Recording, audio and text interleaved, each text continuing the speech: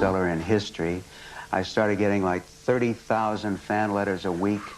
I had offers from motion picture companies, recording companies, concert promoters for over $1 million, and I was in blue jeans, literally, when that happened. How much? Millions. Millions of dollars. Yeah. How did it feel? Were you able to handle it? Well, I was going through a very difficult period inside. No one knew this, of course, at the time, not even my manager. But I was born, I found out later, with a chemical imbalance in my brain. It's called acute genetic depression. So even from the time I was an early child, I was afraid of everything. I was afraid to go out of my house. I was afraid to, naturally, to go on stage. I was afraid to, after I married Nancy Sinatra, I was afraid to get up in the morning and say, "Good morning, honey." It was terrifying. So even though it went on for 5 to 7 years, I couldn't enjoy it. With all the adulation and millions, you really mean millions, and all of this happening, inside, somebody's hiding there, scared, instead of proud and rich, and you're our dream. I was frightened to death, and it was torture. Tell me how that feels. Give me an example of a moment that would epitomize that. It's like, before I did the Singing Idol, my father was with me here in New York. I came in town, and for 2 weeks, literally, I didn't eat. I would throw up maybe 10 times a day. My hands were ice cold. They said, "Oh, he's a serious actor," because I never spoke to people, except when I was on the set and I had a scene to do. And luckily, that was the kind of character that I was supposed to be in the play, in the drama. But I was frightened to death, and I was my whole life. It has a happy ending, but it took 30 years to get there. Let's talk about the bad times. You're there. What happened? Well, the success went on. My depression went on at the same time. I made more and more money. My brother was my business manager. He invested the money. Then I met and fell in love with Nancy Sinatra. And we were married for about 5 years. And during that period of time, after about 5 to 6 years of this enormous success, suddenly the British invasion happened, and my marriage started falling apart. Why? I found drugs for the first time in my life. I found that by taking pills, uppers and downers, I felt normal as a human being, like all the rest of the people that I saw around me for the very first time in my whole life. And so I became addicted to pills. How bad? Well, it wasn't so bad when I was married to Nancy. Our marriage ended and really had nothing to do with drugs. But shortly thereafter, what did it have to do with? It had to do with a lot of problems that go on between any married couple. By the way, I've just finished a book, and it's very complicated and detailed, but if you want to know about not only Nancy and my love affair, but Frank Sinatra from the inside, read my book. Not fair. Tell me. I mean, it's a long story. Just tell me one thing about being Frank Sinatra's son-in-law that I wouldn't know, and I'll let it drop. It was very difficult because I didn't know much about Frank Sinatra. Elvis was my idol. James Dean was my idol. I didn't know about Frank Sinatra, literally. And when I married into that family, I was awestruck. I saw his friends around him. I saw the power and the charisma he had. And suddenly, I began to idolize the man and secretly to want to be him. Now, that sets yourself up for a tremendous failure because nobody can be Frank Sinatra. There's only one. There only has been one, and there probably never will be another one. So he didn't need a copy. He didn't need a copy, and I didn't need that kind of, problem. I had my own. We have you up there. Now we're going on a slide down. Right. The marriage is going. How bad is down? The career is going. Give me a story about how bad down is. It finally gets real bad when Nancy and I divorce, and I moved to Hawaii to try and put my head together. I'm still continuing to work, but now I'm like a lounge singer. I'm a working act that goes anywhere around the country, anywhere I can to work. And all of a sudden, I remarried for a second time in Hawaii, still using drugs, remarried, and all of a sudden I had an acute renal failure. They told me that I was dying. They put me on a kidney dialysis machine, and I was scared to death. I Did you have any money? I had a little money, but I thought for sure I was dead. I prayed that night with a sincerity and a desperation that I've never used before. And in 1 week, Sally, I was off the dialysis machine. That was 15 years ago. I've never again had another kidney problem. And this goes along with my own personal belief that God works in many ways, some in the supernatural and miraculous ways, and I have another example for later on in how he works among men to set things right in a life. But that was the low point of my drug addiction. Before I let you go, what's it like to be the big star, Frank Sinatra's son-in-law, and a lounge act? I've seen lounge acts where only 3 people showed up. I've been there. On stage, performing. When less than 3 people showed up. And it's 3 o'clock in the morning, and there is nobody, and the 3 people are there to drink. They're not That's there to right. see you. They're not there to see How do you. you feel? Well, it's a real adjustment that you have to make. And I wasn't very sound How'd you mentally make or it? psychologically, just by toughing it out and by doing it. And later, in the mid-'70s, I had a daughter. And then I wanted to get off drugs more than ever before. And coincidentally, at that same time, as an example of how God moves through people, I met a young psychiatrist who said, I know you've been through all the psychiatrists in the world. I know you've been in mental institutions. I know you've been to Synanon. I think I can help you. He took me in and gave me tests that I had never had done before. And within a month's time, I felt positive, optimistic, and normal. And I've felt that way ever since. And I've never used another drug since that day. Take a break. Be right back. Rock and rollers from the 60s when we return. Big Charlie, the teenage Christ. They don't know how I feel. Big Charlie, the teenage Christ. Let me go like this. Yeah, the name of the dance is the Peppermint Twist. That song, of course, was the Peppermint Twist. And the rock and roller who made it a hit is here with us today. Please welcome Joey D of Joey D and the Starlighters.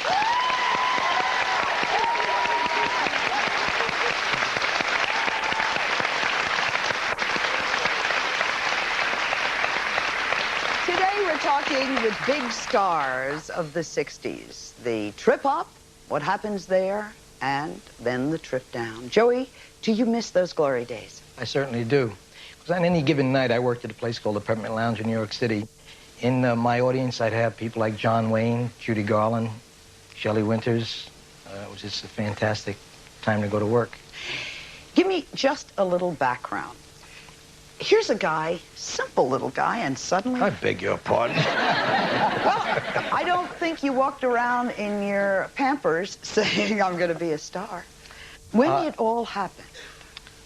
Well, I grew up in Passaic, New Jersey, my hometown. Choir boy. An altar boy, yes. And I went to high school with the Shirelles.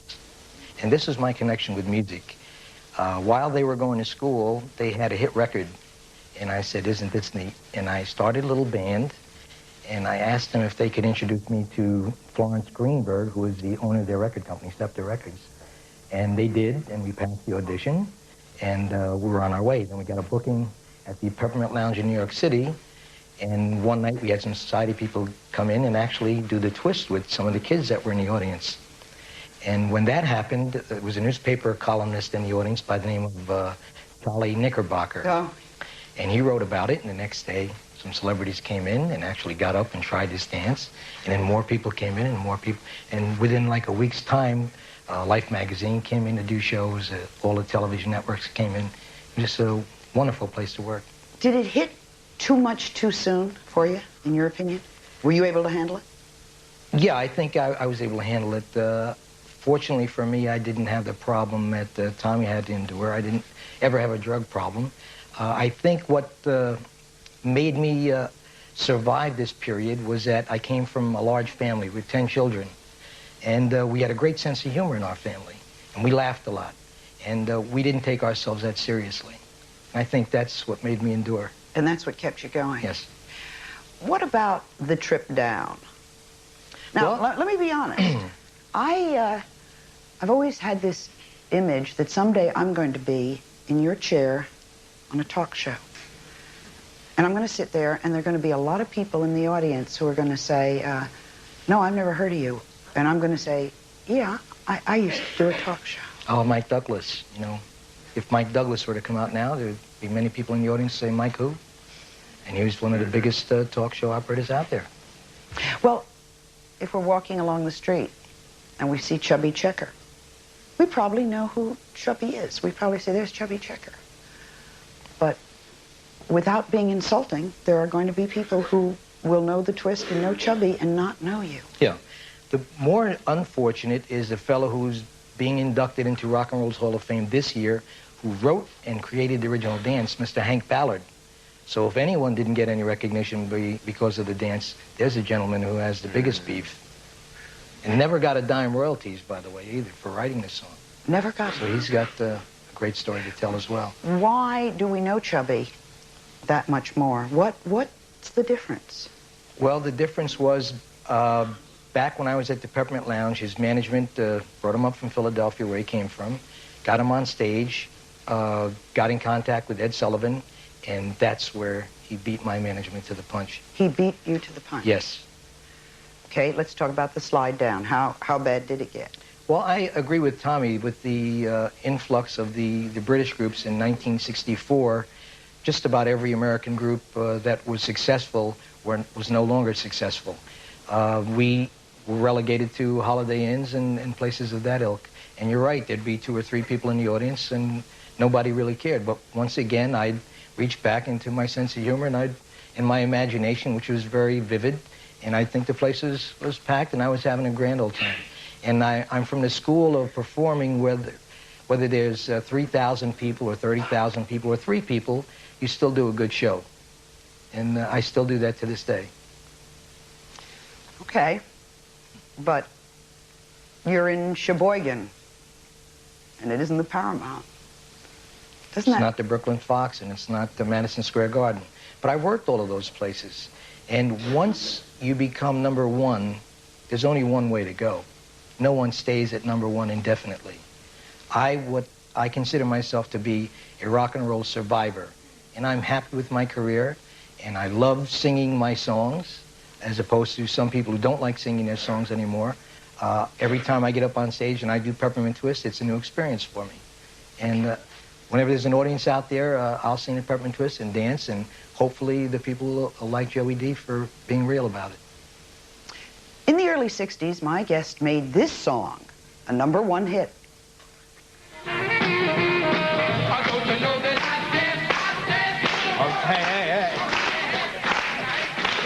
The song, 2:45. The singer, Gary U.S. Bonds. Welcome him.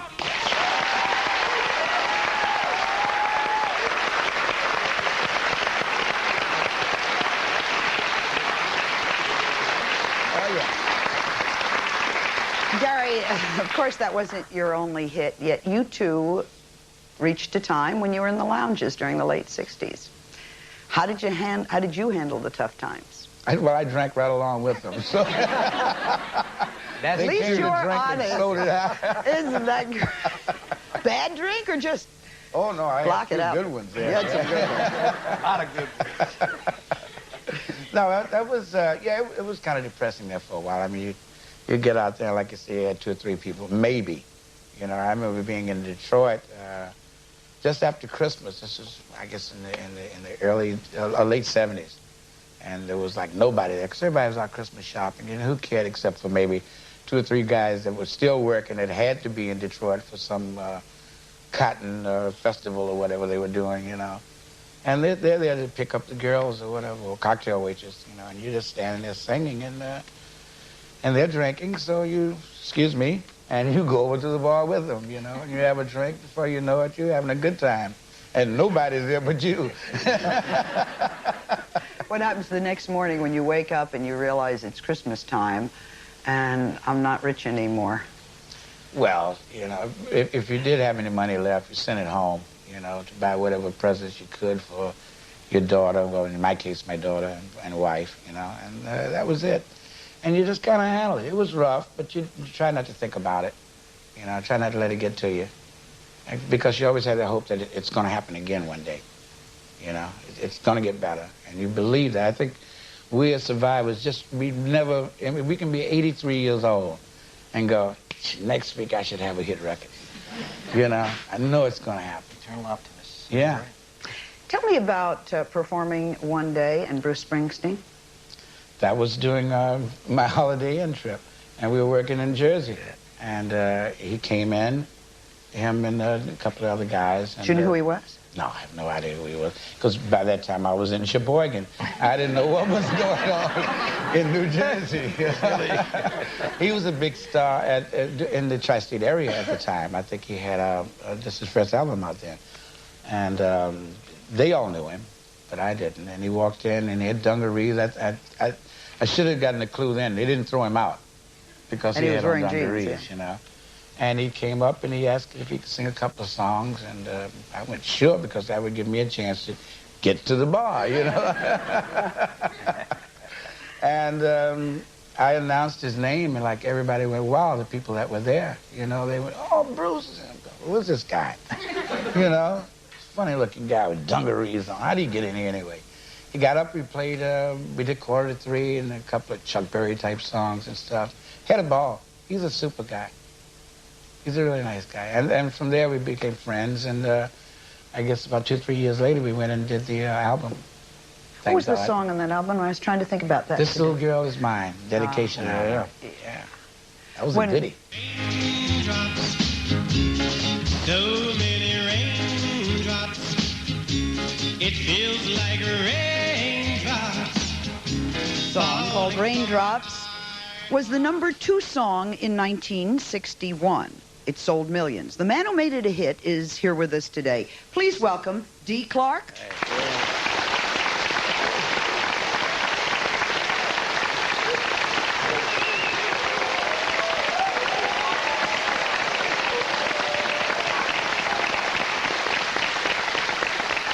By the way, the #1 song on the chart that year was? That guy in the black leather pants. I didn't do it. Was what? Yeah, you did it. I did it? You did it. Gary U.S. Bonds, you got it. Dee, life didn't turn out the way you dreamed it would be. Did you ever think that something would not go right and you'd be living in a $38 a week hotel, motel? No, I thought I would have another 5 or 6 years, good years, but it just don't last forever, and I just had to do a little suffering, Sally. A lot of suffering. A lot. Your health, what happened with your health? Well, 2.5 years ago, I came down with a stroke, and it took my voice away. Luckily, it's back now. I'm a little laryngitis right now. I've been rehearsing a lot with a new band. I have a new show, but the stroke kind of set me back. The left side of my body is kind of still. I go to therapy twice a week now, and hopefully I'll be walking right, but I'm singing right.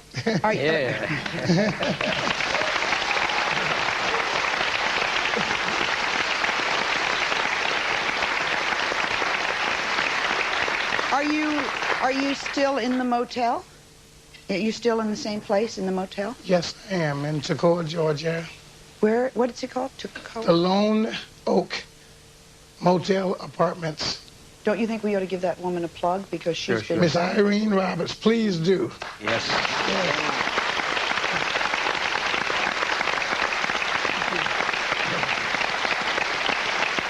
And the reason we said that is there was a lot of time when you couldn't pay the rent, and Irene didn't say, out you. She said, it's okay. That's right. And you're still there, and I think nice people need to be remembered for those things. That don't really happen that often for entertainers. No, well, yeah, it does. She took me in like a part of the family, and I love her and the whole family, and I'm there now, and I just would hate to ever leave, I tell you. Right.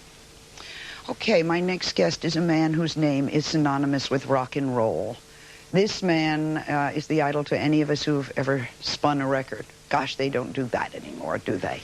He's been on the radio almost as long as me, 31 years. You know him as Cousin Brucey, Bruce Morrow. Hey. Cousin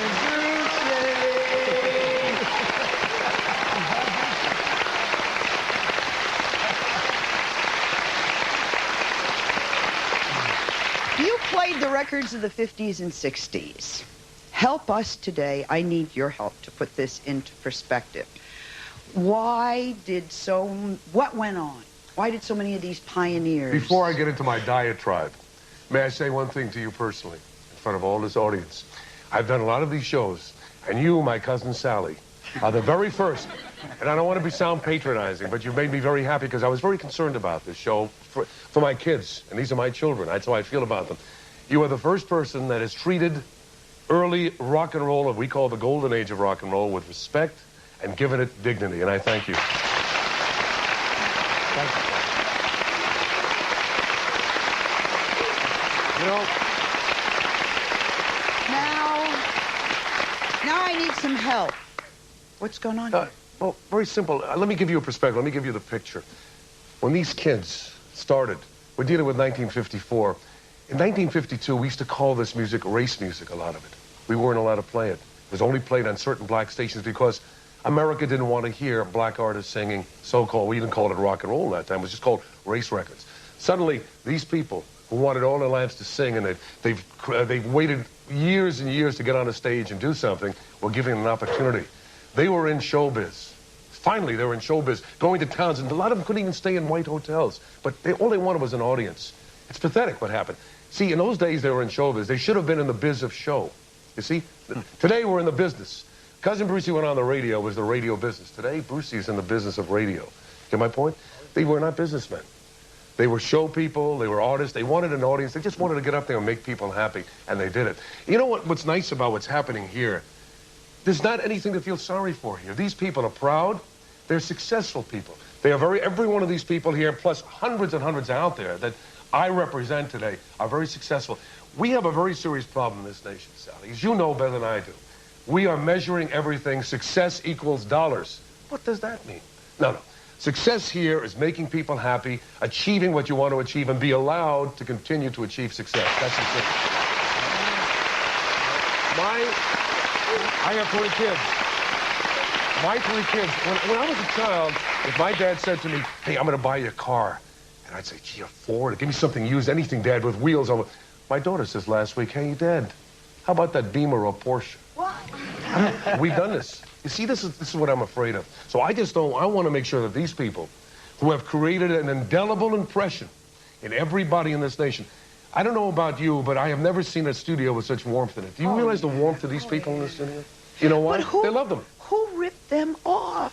Well, I'm going to coin a couple new words. It's called commercial rape. Who did this to them? Well, the guys come up to him and say, hey, son, you want a place to sing? Don't worry about it. I'll get you a car. Don't worry about it. Leave everything to me. Trust me, boy. Trust me, Joey. Trust me, Dee. I'll take care of you. You do the singing, and you leave the driving to me. Well, they drove. He drove himself to the bank, and they gave Joey a car. They gave Dee a new suit of clothes. Tommy did very well. They gave him a house somewhere. Meanwhile, the guy has taken $8 million to his bank, and they're giving the kids $80,000, and most of it going to taxes. And suddenly the publishing disappears. This guy writes all kinds of songs. This guy writes all kinds of songs. Publishing suddenly, here, sign over here, son. They didn't know. Now, what has happened is very, very simple. The record companies did it, the managers did it? No, not the record companies. This was in the early days. People who represented them, the so-called managers, these were entrepreneurs. I have other words, but I will not say that on this show. If this was one of your competitors' shows, I say it. But I will not say that naughty word. I don't talk like that. They were ripped off. Let me go for a break for a moment. We've got a million thoughts. Oh, that's getting me hot now, you see. Yeah. All right, get your gander up.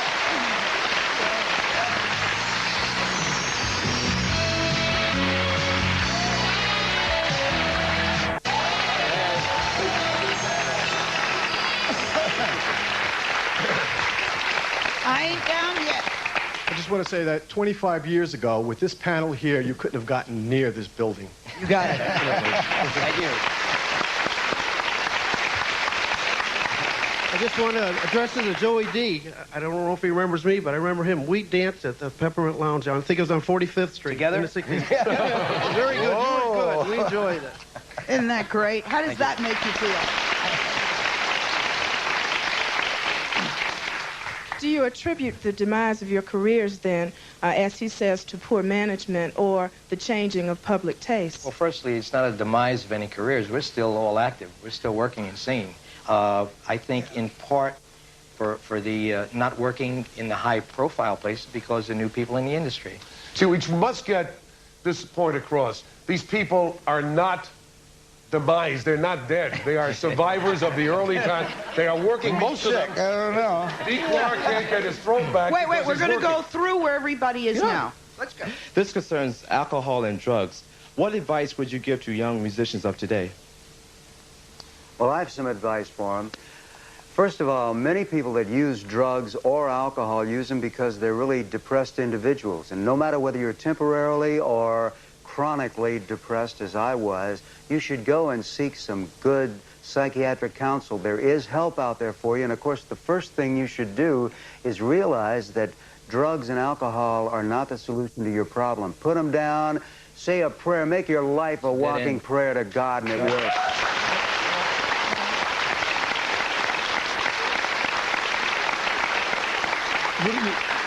Who do you think some of the better artists are today? Bon Jovi. I like him. I say Prince, Michael Jackson, Springsteen. I have a comment. I wasn't even born in 1961, but I remember the Peppermint Tour, so I'm glad that I came today. Thank you. Thank you. I paid her to say that. Gary, I'd like to know your opinion on rap music. Pardon? Gary's for Gary. I'd like to know your opinion on rap music. I like some of it. I mean, some of it's a little strange to me, but yeah. I guess about 50% of it is really nice, though. This is directed to Gary U.S. Bonds. I just want to tell you, you gave me many years of pleasure dancing to 2:45, and I'd like to know, are you doing anything more with it? I know that, like, This Little Girl of Mine I liked, but I haven't heard anything recently. Are you doing any more? Well, it's been hard, but I think I might have a deal to go in January and start an album, and I still got my fingers crossed. Yeah.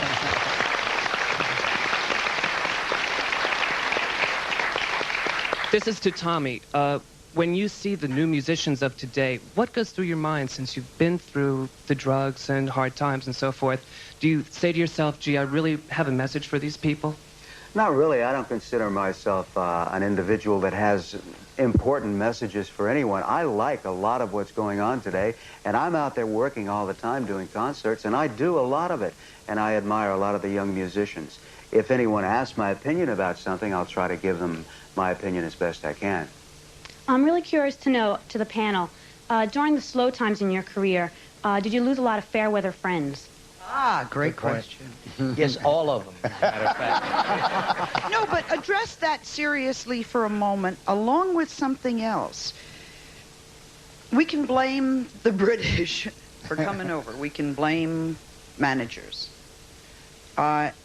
Is there something you did wrong, something you do differently? Let's be positive about it. Something that you would do differently today that you didn't do then. Can we start with you?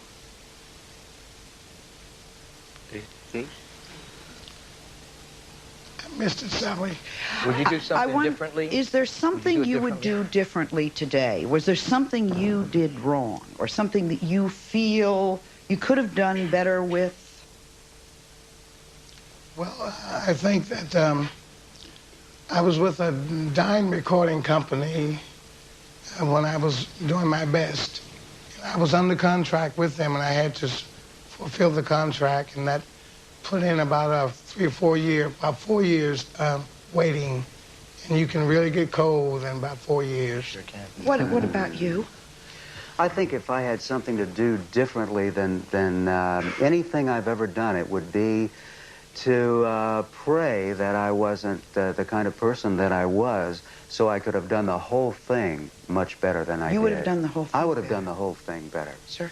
You must remember, all of us were teenagers or just slightly in their early 20s when we signed these contracts. And in my particular instance, I would seek some good representation so I'd get some of the fortune along with the fame. We got all of the fame.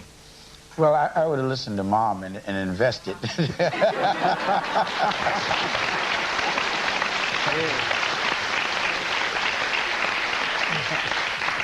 Hi, it's very nice to be here today to see you all. I'm a doo-wopper from way back. Good for you. Tommy, I'm wondering, you have an identification with James Dean.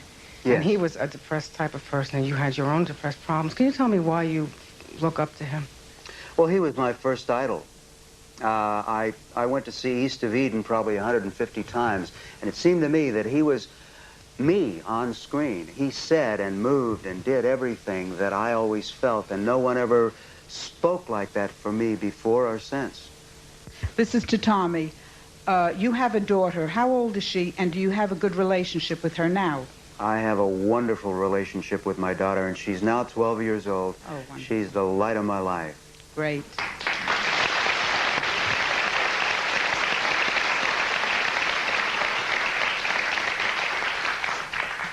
I don't have a question, but I would like to make a comment.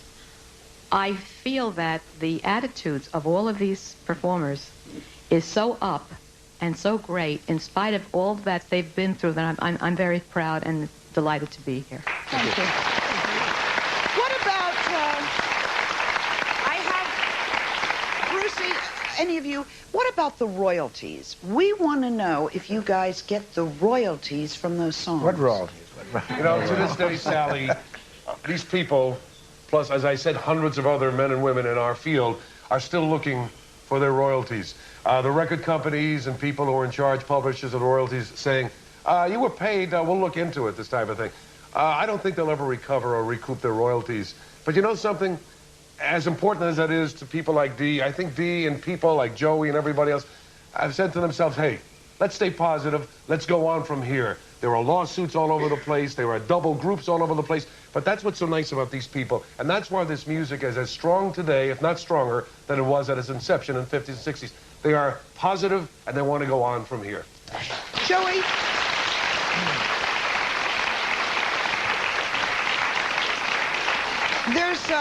There's something that is very positive we want to talk about. Can you explain and give us a little background? Yes, I started an organization called the Foundation for the Love of Rock and Roll. And I'm proud to say that everyone in the panel is a member of the organization. We have almost 200 members. And what we're attempting to do is to build a facility in Florida similar to the Actors Home. With the obscene amounts of money that are generated by rock and roll, literally billions every year, I would expect the record companies, magazines like Rolling Stone, anyone who's making a very good living from rock and roll to say, hey, let's kick in some money and take care of the pioneers, because we up here are doing better than most. There are some horror stories where, we just had an article written in People magazine, November 20th issue. And Thurston Harris, you may not know the name, but if I sang the song, Little Bitty Pretty One, worldwide hit. Here's a guy relegated to going through trash dumpsters, looking for aluminum cans and bottles to eke out a living. This is not a way to treat my heroes.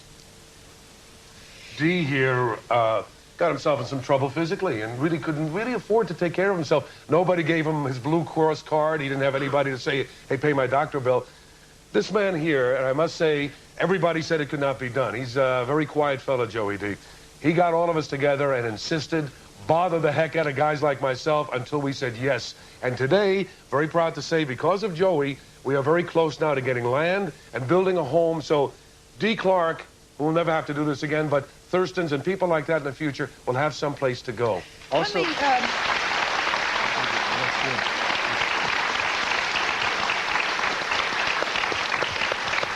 Florence Ballard of the Supremes dies, 32 years old, broke. Penniless, on welfare. Penniless, on welfare. The #1 group in the world. Unbelievable. Now, you started this idea how long ago? 2 years ago. 2 years ago, okay. In the 2 years, you're still saying we are getting close to having the money to buy it. I would have thought with the billions in rock that you would be rolling in money by now. Well, very close. What we did the first 2 years is build a foundation for our foundation. We had to get the word out. We needed a basis. We've gotten to the point now where has donated an office in his complex in California for our West Coast representation. So we are accomplishing lots of things. But how much do you have now? I'm very business-minded. We've earned, okay, we've only done several little concerts in and around the West Coast of Florida, in the Tampa Bay area. And we also did a birthday party for Carl Gardner from the Coasters here in New York City. We raised a little over $100,000. Now, but wait, $100,000 is, sir, help me with rock and roll. What we need, look, Joey, let's not kid each other. Please. We need the record companies who we made billions of dollars, or you guys made billions of dollars, to kick in a 0.5%. There you go. We'll be able to build our own world. $100,000 is one.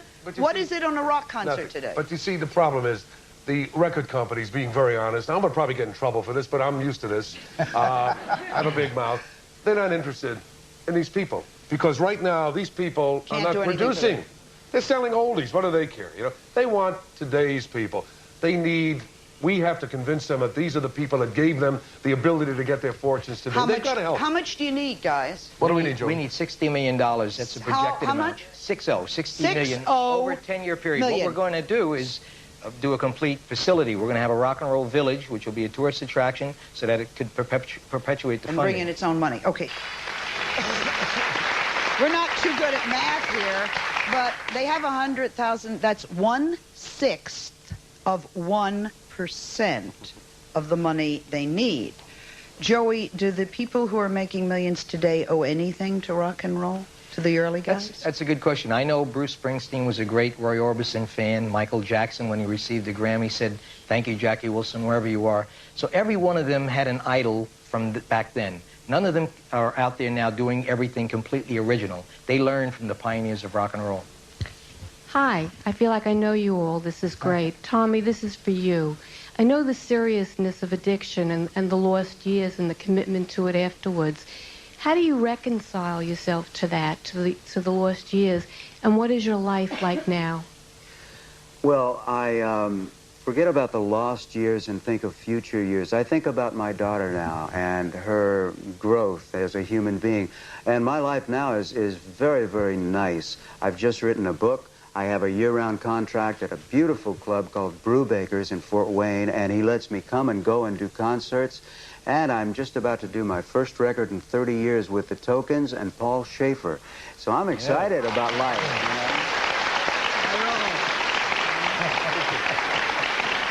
You know? Joey? Besides working for the foundation, give us a quick update. I said we'd do this now. Pardon? Where are you now? As far as what? An update.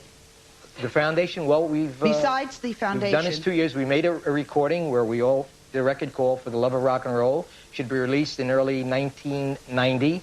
No, I meant you personally. Where are you now? You meant me personally? Okay, let's move on. Gary, where are you, Gary, in your life right now? I'm, well, like I said, I'm recording. I'm still going out doing shows. You know, a few oldies here and a few contemporary shows also, because I did have that hit. Cousin Brucey, what's up with you? Well, I'm with CBS FM in New York City. I have my shows. I have a network show called Cruising America. I just signed a deal for 4 TV specials. My book is doing well, and I'm the happiest guy in the world. I got 3 great kids.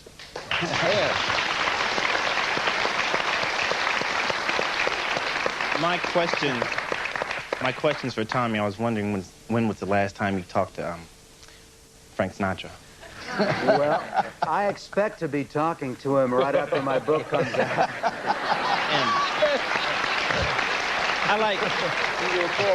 And Gary, your spawns, your cousin is sitting right here, and she didn't want to say anything, so... Yay, how you doing there? All right. Great. I'd like to find out how much formal education the members of the panel has, and also how much musical education you have. Wasn't a lot, was it, guys? No. Formal education, and it wasn't a lot of music education. You know, Sally, somebody, I think we should let them know while we're talking about music, would you continue? This man here, Joey D, are you aware in his original band at the Peppermint Lounge, he started Jimi Hendrix? Do you know that most of the Rascals started with his band and the Ronettes were his dancing girls? Hendrix started with this guy's band. That's the kind of formal education. Cousin Brucey? When I hear your voice, I'm transported back to 1960, and I'm in my grade school years and high school as well. And I was wondering what you feel about the current radio personalities who use shock as part of their format. Cousin Brucey, she's talking to you. She's talking to you. Do we have about 4 hours? I believe radio is a tabernacle. And it sounds very corny, but when I come into somebody's home, I want them to escape. I want them to give them the music. I want to give them a good time. I do not like when these guys, I call them schlock, shock, jocks on the air. I do not think people should have any profanity on the air. I think we have enough of that in the streets. I think radio must be cleaned up. How do you sum it up? Rock and roll lives, thanks to these guys and Cousin Brucie. Hey.